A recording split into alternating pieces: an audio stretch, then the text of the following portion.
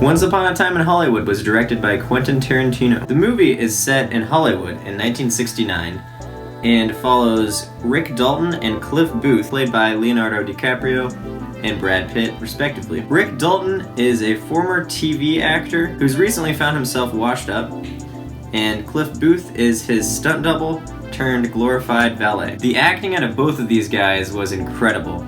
The range that Leo portrays is just unreal, and I think Brad Pitt gave the best performance of the year so far. The production design and the costume design were also on point. The street signs, the cars, the buildings, what people were wearing, what they were saying, what they were doing, all of these things totally just transported viewers back to this specific era in time. There are certain scenes with these fictional characters interacting with real people in history at that time, and I found these scenes very inventive and fun. And some of the camera angles that Tarantino found to shoot certain scenes, I found are also very inventive. So the movie is very well crafted in some of these creative and technical regards. What I believe this movie suffered from was poor story and poor pacing. The movie virtually has no story.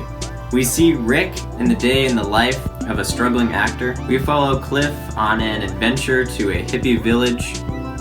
We see Sharon Tate as she watches a movie in the movie theater starring herself. This goes on for about 2 hours and 15 minutes. As I was watching, I felt like the whole movie was almost just like the first act of the movie.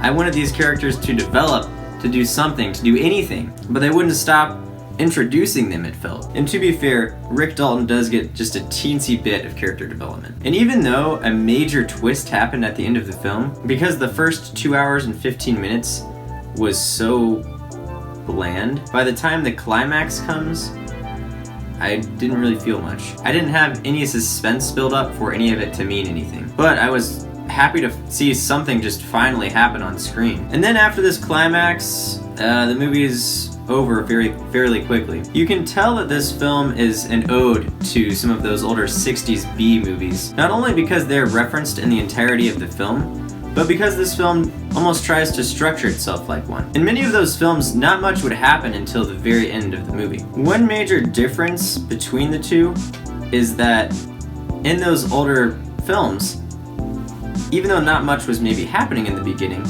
it was still building its story leading up to that ending. And those were also paced well enough for it to work. This movie was just not paced well enough for that. Scenes drag, scenes feel very unnecessary. It just seems to meander around. Those older films felt like they were building to something, and then they had a deserved payoff for it. This movie is just boring plot-wise.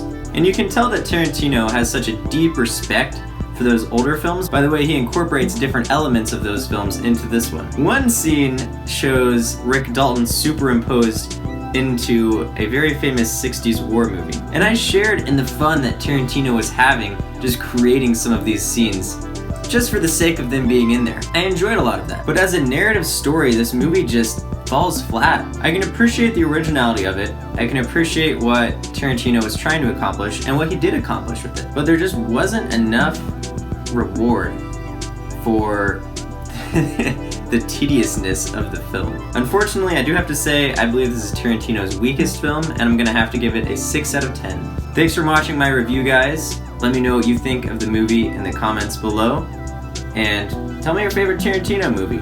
I'd love to hear it. Please make sure to like and subscribe, and I'll see you for my next review.